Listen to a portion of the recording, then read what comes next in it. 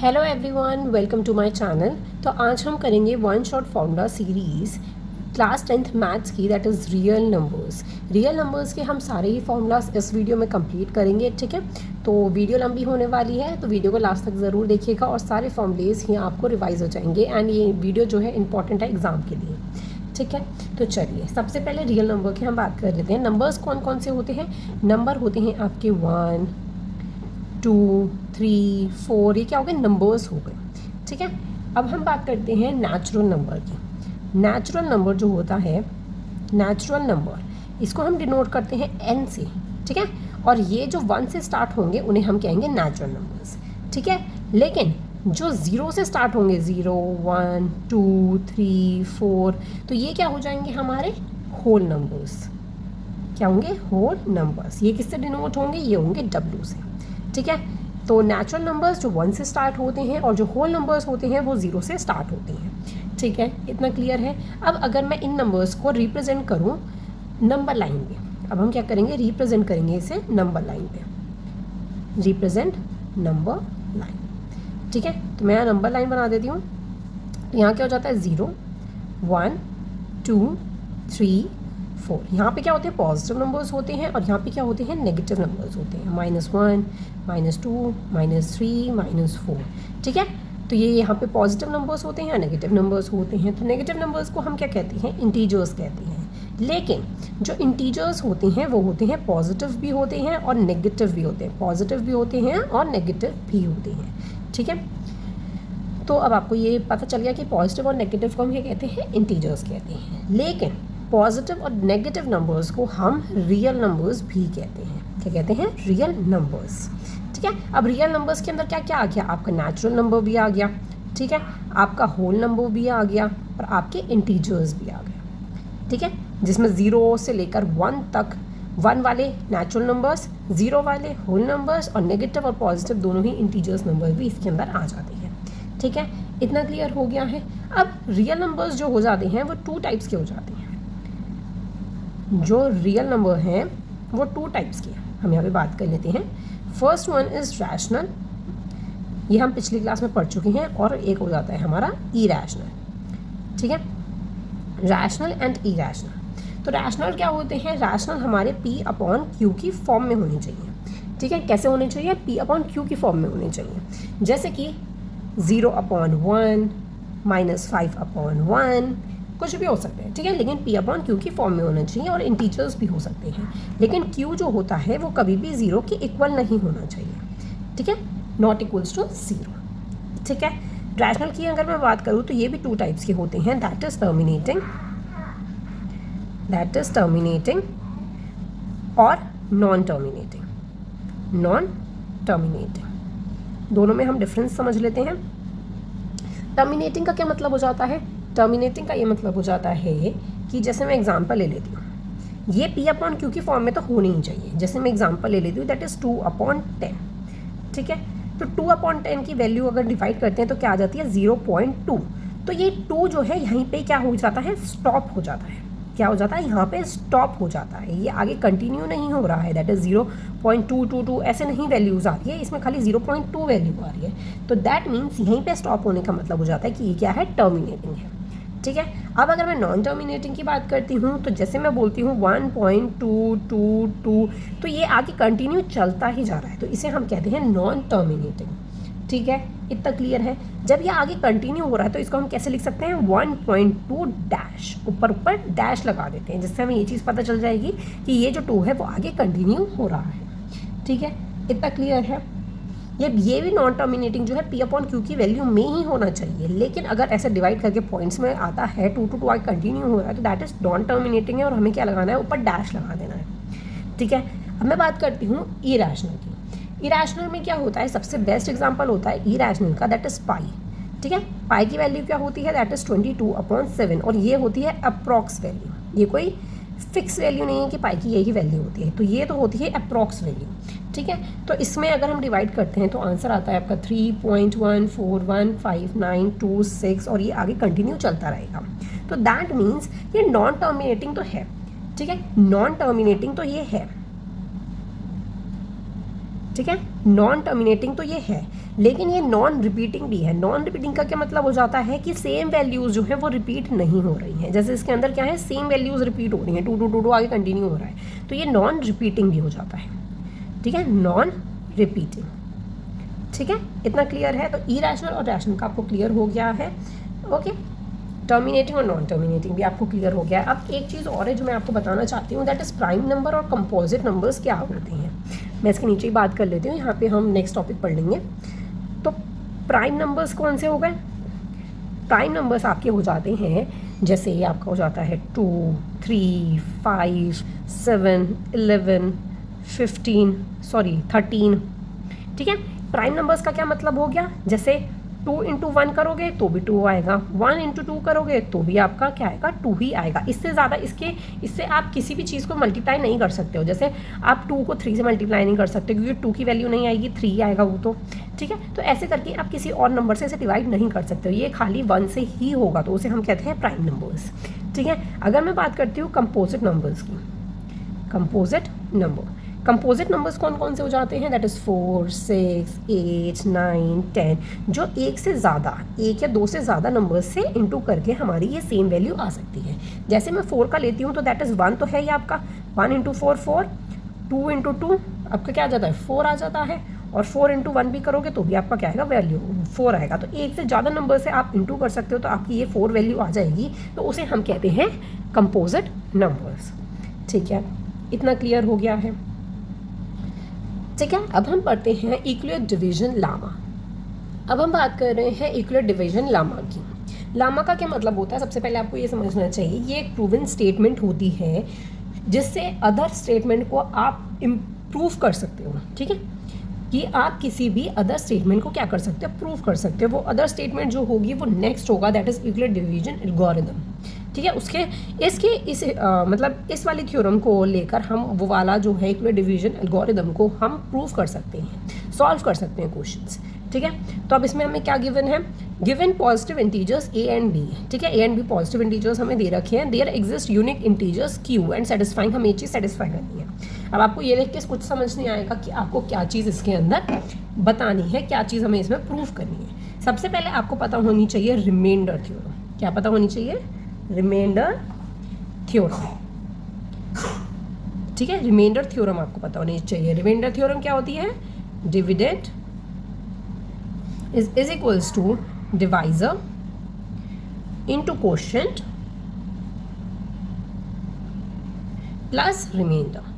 ठीक है, अब इसे समझते हैं कि रिमाइंडर थ्योरम क्या होती है। फॉर एग्जाम्पल के उससे ले लेती हूँ मैं, यहाँ पे एग्जाम्पल ले लेती हूँ। जैसे मैंने लिया 17 और 6, आपको डिवाइड करना है इसमें, तो 17 और 6 डिवाइड करते हैं, 6 2 12, क्या बच गया नीचे, 5 बच गया। ठीक है, तो ये क्या हो गया आपका रिमाइंडर, ये हमने पहले पढ़ चुके हैं, ये हो जाता है आपका रिमाइंडर, ये आपका हो जाता है क्वोशिएंट, ये आपका हो जाता है ए, और ये आपका हो जाता है बी। ठीक है, तो अब आप इसके अकॉर्डिंग इसे आप लिख सकते हो। ठीक है, तो अब आप ये चीज़ देखो, ए बी क्यू आर, बिल्कुल यही चीज़ इसमें बताई गई है। तो ए क्या हो जाता है आपका डिविडेंड, बी क्या हो जाता है डिवाइजर, क्यू क्या हो जाता है क्वोशिएंट, और आर क्या हो जाता है आपका रिमाइंडर। तो हम इसको लिख सकते हैं इस अकॉर्डिंग।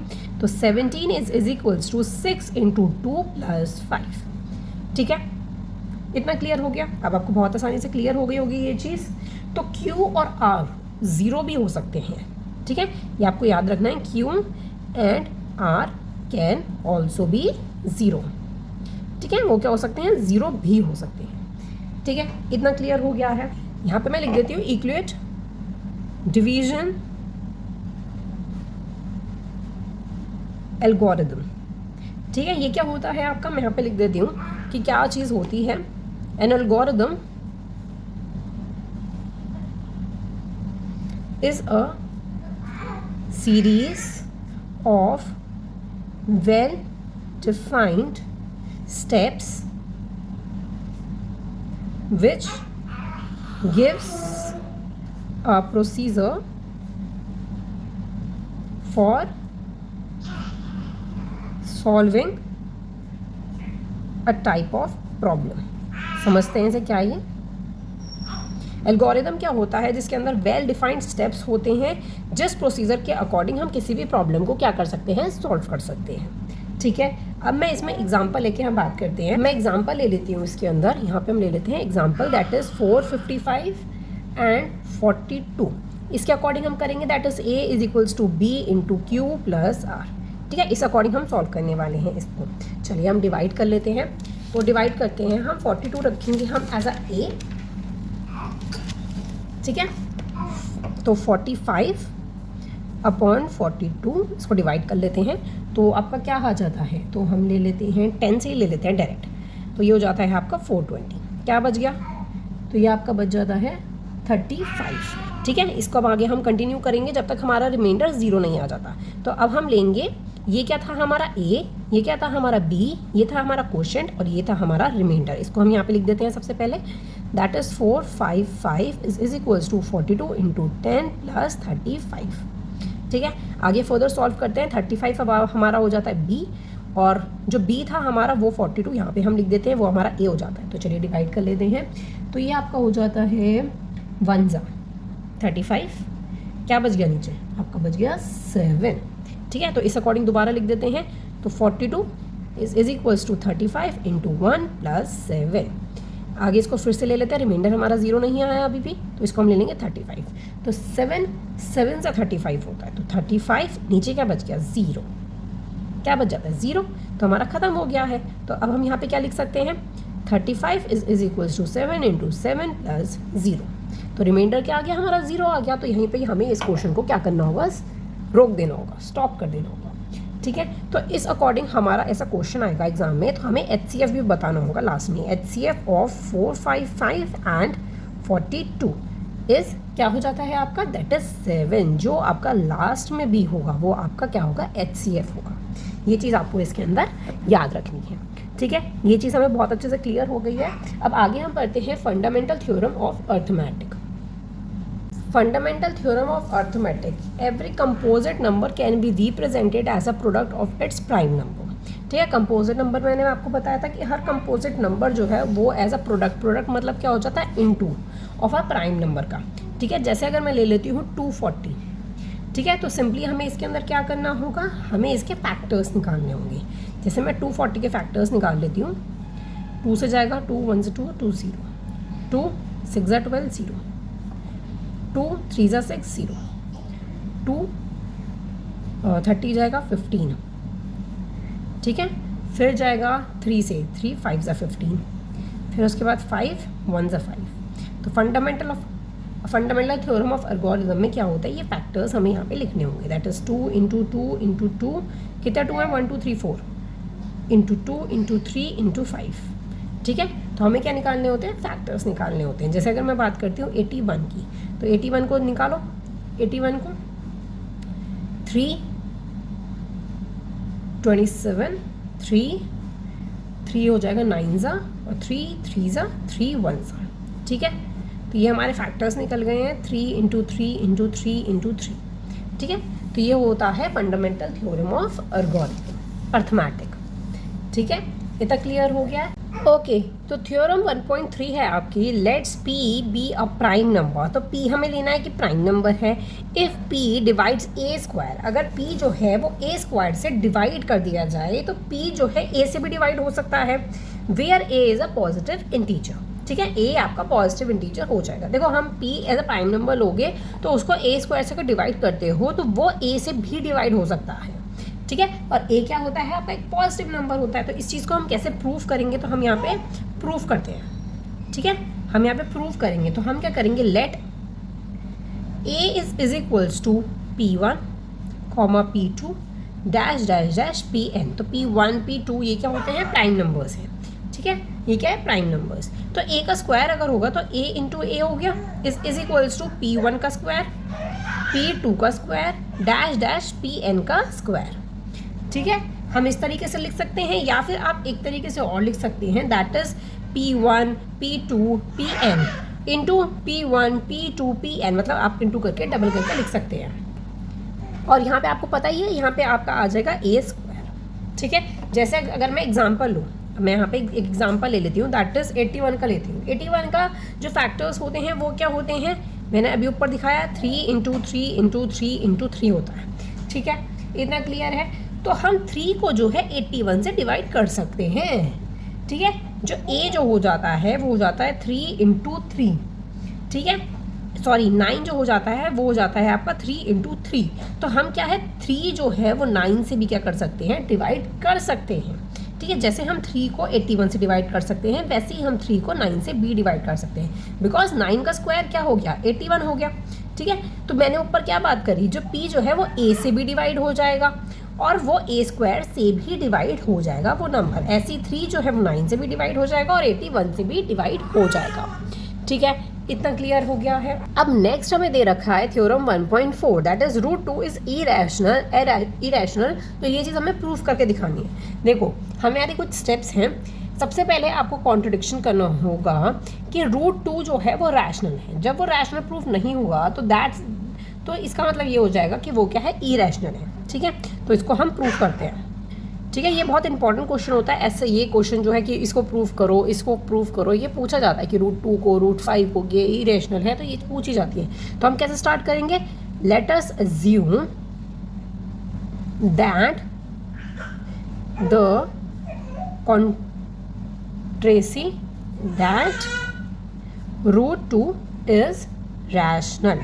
हमें ये चीज़ सपोज करनी है, ठीक है।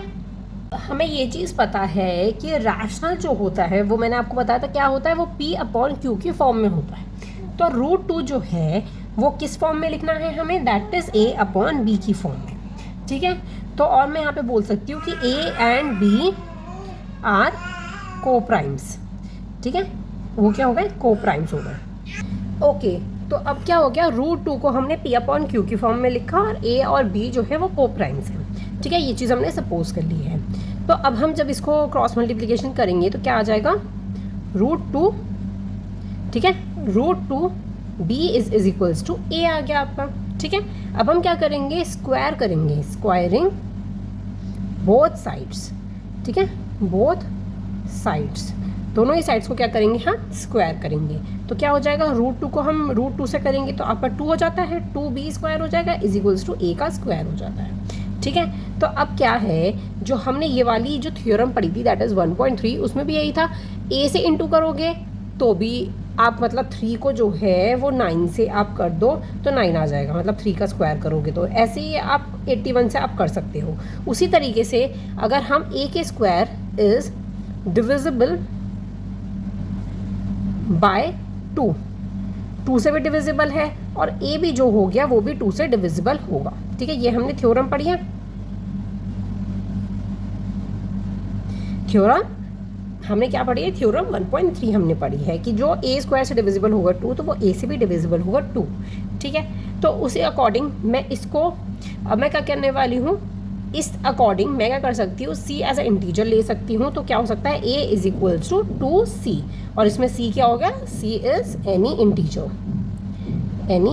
इंटीजर्स, ठीक है। c कोई सा भी इंटीजर हो सकता है, ठीक है। अब हम क्या करेंगे, a की वैल्यू को हम इसमें पुट करेंगे तो क्या हो जाएगा, 2b का square is equals to 2c का स्क्वायर, यहाँ पे स्क्वायर लग रहा है ना, 2c का स्क्वायर। तो क्या हो गया इसके अंदर, 2c का स्क्वायर हमें करना होगा तो 2b का square is equals to 4c का स्क्वायर। तो 1 2 1 2 2 2 4, तो 2 यहाँ पे आ गया। तो क्या हो गया, b का square is equals to 2c का स्क्वायर। तो ये हमारी वैल्यू आ जाती है, ठीक है। तो इसमें भी सेम वही चीज़ है कि b का स्क्वायर इज डिविजिबल बाय 2 और b is also divisible by 2, ठीक है। इसको मैं मान लेती हूँ फर्स्ट कि a का स्क्वायर भी 2 से डिविजिबल है और b का स्क्वायर भी 2 से डिविजिबल है। तो बाय 1 एंड 2, और 1 और 2 से क्या कंक्लूजन निकल जाता है कि जो a और b है उसका कॉमन फैक्टर क्या हो गया, 2 हो गया। तो ये कॉन्ट्रडिक्शन अराइज हो गया कि जो एग्जम्पशन है वो इनकरेक्ट है कि √2 जो है वो रैशनल है, ठीक है। तो मैं यहाँ पे क्या लिख दूंगी, a and b having common factors 2, so this contradiction is arisen. बिल्कुल आपको सेम तरीके से आपको क्वेश्चन को सॉल्व करना है जब एग्जाम्स में ऐसा पूछा जाता है कि √5 √2 जो भी आपसे पूछा जाए, ठीक है, is arisen because of our incorrect assumption. ठीक है, ठीक है, इतना क्लियर हो गया है। तो हम लिख देंगे यहाँ पे कि देयरफॉर रूट 2 इज इरेशनल, कि रूट 2 जो है वो इरेशनल ही है। ये चीज़ हमने यहाँ पे प्रूफ कर दी है, प्रूफ्ड।